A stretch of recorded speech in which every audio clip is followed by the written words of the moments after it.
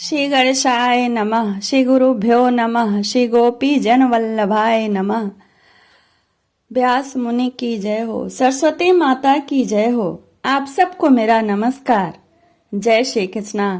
मैं आपको पुरुषोत्तम मास महात्म्य कथा में आज 28वां अध्याय सुनाऊंगी। 27वें अध्याय में आपने सुना कि करदय ब्राह्मण ने घोर जीवन में पाप किए, जिसमें प्रमुख पाप था फलों की चोरी और अपने मित्र माली के साथ विश्वासघात। जब उसकी मृत्यु हुई तो यमदूतों ने मुदगर से मारते हुए यमलोक ले गए। फिर वहां धर्मराज ने पहले उसे प्रेत योनि प्रदान किया, बाद में बानर योनि प्रदान किया। बानर योनि में अनजाने में उसने पुरुषोत्तम मास का सेवन कर लिया था, जिसके कारण उसे फिर बैकुंठ लोक प्राप्त हुआ। ये 28वें अध्याय में कथा है। आइए श्रवण करिए। अष्टविंशो अध्याय। श्री नारायण उवाच।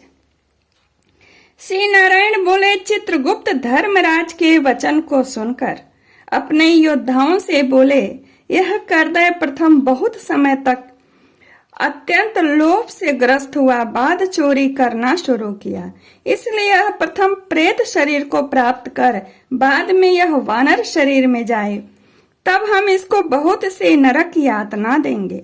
हे भट लोग, धर्मराज गृह में यही क्रम श्रेष्ठ है। इस प्रकार चित्रगुप्त से आज्ञा प्राप्त कर होने पर भयंकर भट लोगों ने चित्रगुप्त की आज्ञा अनुसार शीघ्र ही वैसा ही किया। उस ब्राह्मण को पीटते हुए प्रथम प्रेत शरीर में करके फल रहित वन में रखा।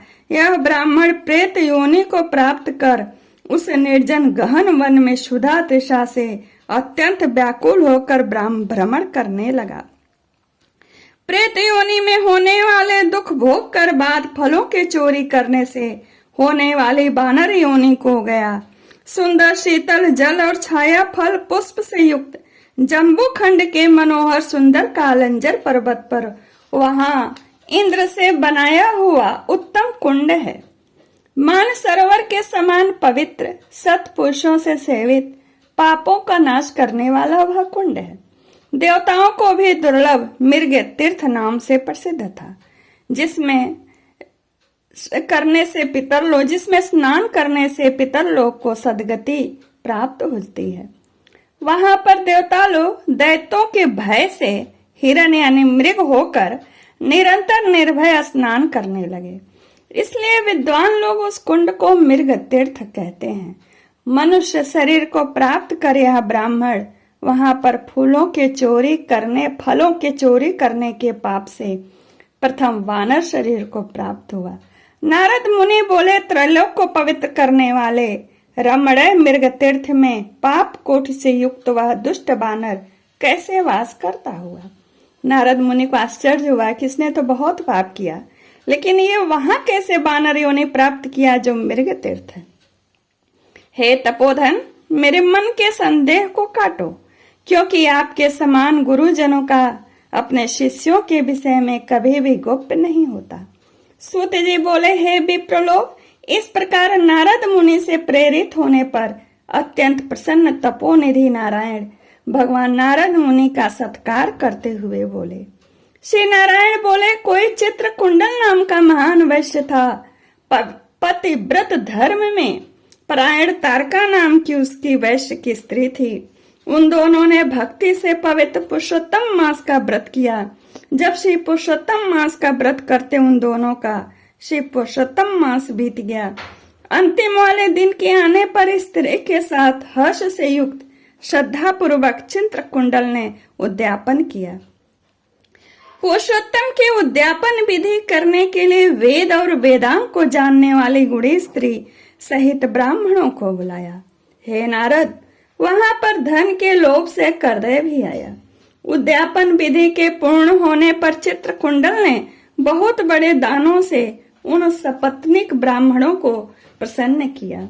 उन समस्त ब्राह्मणों के प्रसन्न होने पर भूयसी दक्षिणा को दिया। उस दी हुई भूयी दक्षिणा से प्रसन्न होकर अन्य सब ब्राह्मण गृह को गए, परंतु अत्यंत लोभी करदय उस वैश्य चित्रकुंडल के सामने रोता हुआ खड़ा हो गया और विनय से नम्र होकर गदगद बाड़ी से बोला, हे चित्रकुंडल, हे वैश्येश, हे भगवत भक्ति के सूर्य, आपने पुरुषोत्तम मास का व्रत विधि से अच्छी तरह किया।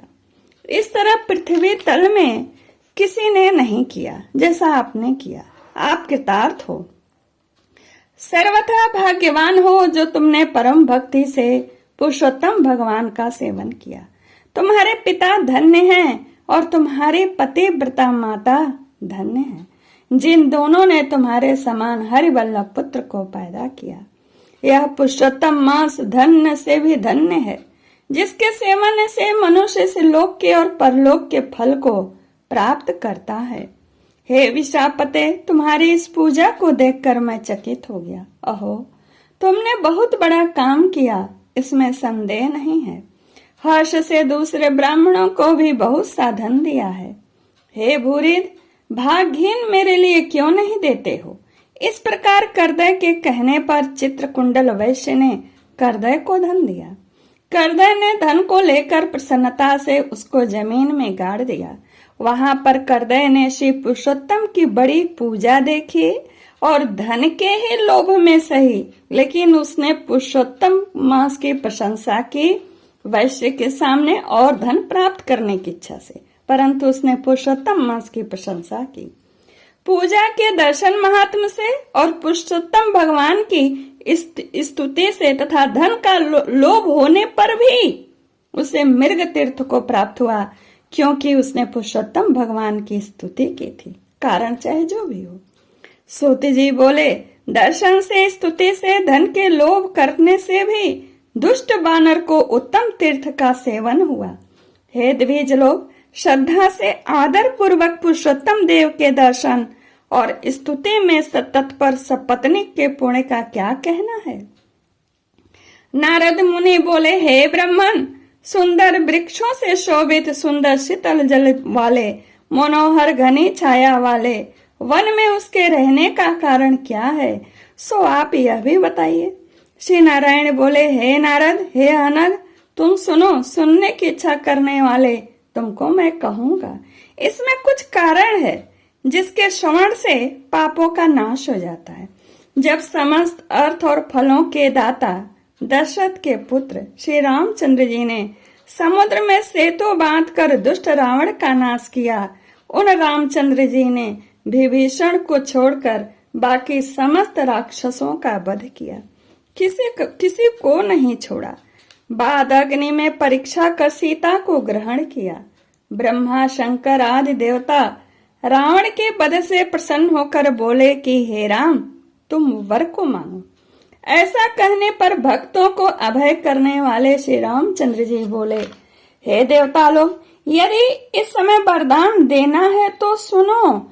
यहाँ पर जो राक्षसों से सूर वानर मारे गए हैं, उनको हमारी आज्ञा से अमृत वृष्टि करके शीघ्र जिला दो। तथास्तु यह कहकर ब्रह्मा शंकर इंद्र आदि देवताओं ने अमृत की वृष्टि करके वानर को जिला दिया। तदंतर वे जयशाली समस्त वानर जीवित हो गए और चिरकाल तक शयन कर उठे हुए के समान देखने में आए। बाद में श्री रामचंद्र जी ने चारों तरफ बैठे हुए समस्त वानरों के साथ पुष्पक विमान पर सवार होकर प्रसन्न मुख वाले सपत्नीक श्री रामचंद्र जी बोले, हे सुग्रीव, हे हनुमान, हे तारात्मज, हे जाम्बवान, वानरों के साथ आप लोगों ने मित्र का समस्त कार्य किया। आप लोग उन वानरों को आज्ञा दो, जिससे यहाँ से आप लोगों की आज्ञा पाकर वानर अपनी अपनी इच्छा अनुसार जंगलों को जाएं।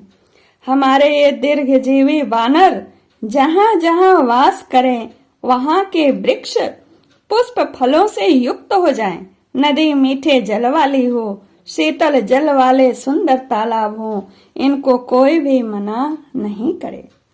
हमारी आज्ञा से समस्त वानर जाए। इसलिए श्री रामचंद्र जी के प्रभाव से जहाँ वानर जात के लोग निवास करते हैं, वहाँ वन में मीठे जल वाली नदी और सुंदर तालाब जरूर होते हैं। पुष्प पत्र से युक्त सुंदर फल वाले बहुत से वृक्ष हैं, परंतु अदृष्ट से होने वाले पूर्व जन्म के सुख दुख जहां जहां प्राणी निवास करता है वहां वहां अवश्य जाते हैं, क्योंकि बिना भोगे कर्म का नाश नहीं होता, ऐसी वेद की आज्ञा है। श्री नारायण भी बोले, फिर वहां पर एक लालची वानर पर्वत के समान बढ़ता हुआ भूख प्यास से युक्त पीड़ित वन में विचरण करने लगा।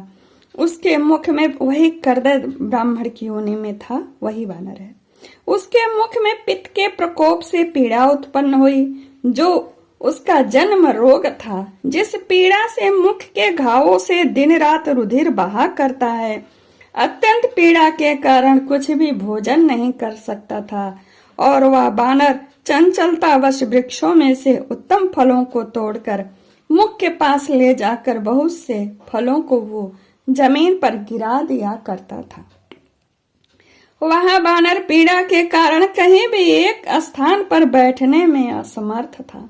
एक वृक्ष से दूसरे वृक्ष पर जाता हुआ मृत्यु को सुख देने वाला मानने लगा, यानी मृत्यु प्राप्ति की इच्छा करने लगा।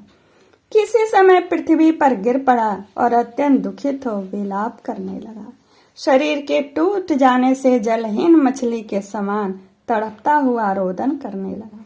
शिथिल शरीर वाला गलित मुख वाला वह बानर भूख प्यास से पीड़ित हो गया। उसके समस्त दांत मुख रोग से पीड़ित होकर गिर गए। पूर्व जन्म के कृत पाप से इस तरह दुख को प्राप्त हुआ। इस प्रकार नित्य प्रति निराहार रहते हुए वानर को दैव योग से श्री पुरुषोत्तम मास आया। जब वह गिर पड़ा, वो श्री पुरुषोत्तम का महीना आया। उस पुरुषोत्तम मास में भी उसी प्रकार शेतवाद आदि से पीड़ित रहा। किसी समय बहुल पक्ष में गहन मन में विचरण करता हुआ प्यासा वानर कुंड के पास पहुंचने पर जलपान करने को समर्थ नहीं हुआ। भूख से युक्त भी चपलता से वहां ऊंचे वृक्ष के ऊपर चढ़ गया। एक वृक्ष से दूसरे वृक्ष पर जाते हुए उसके बीच में एक कुंड आ पड़ा। बहुत दिनों से निराहार शिथिल इंद्रिय और जर्जर शरीर वाला हो गया। निर्बल शिथिल प्राण वाला कुंड के तट भाग में आया। इस प्रकार जिस दिन आया उस दिन 10वीं तिथि से 4 दिन तक वानर को श्री पुरुषोत्तम मास में उस कुंड में लोट पोट करते बीत गया।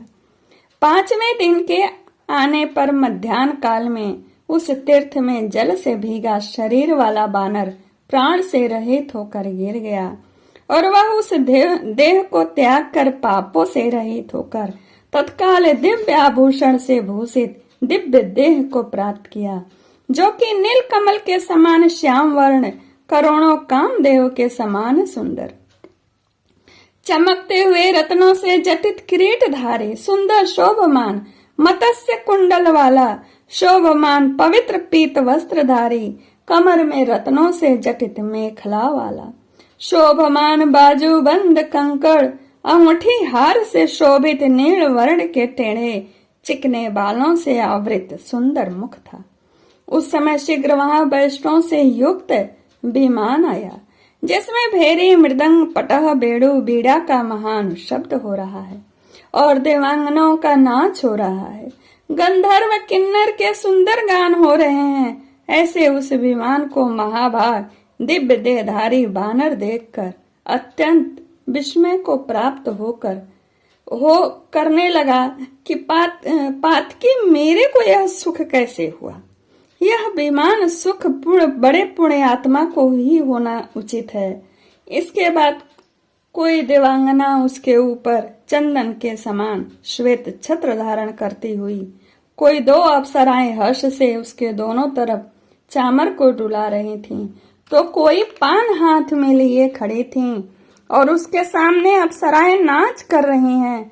कोई गंगा जल से भरी हुई झाड़ी को लिए खड़ी है, कोई उसके सामने खड़ी गाने बजाने में तत्पर है। इस प्रकार उस वैभव को देखकर चित्र में बने हुए के समान निश्चल हो गया।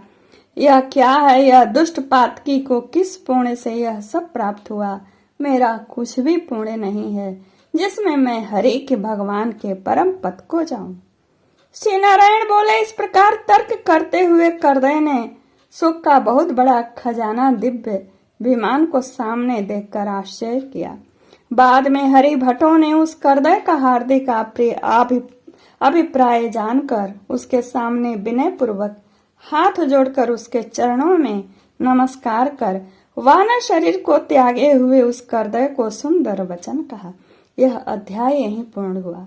श्री बृहन नारदीय पुराणे पुरुषोत्तम मास महात्म्ये श्री नारायण नारद संवादे करदयोपाख्याने कपि जन्मनि भीमानागमनम नामाष्टाविंशतिः।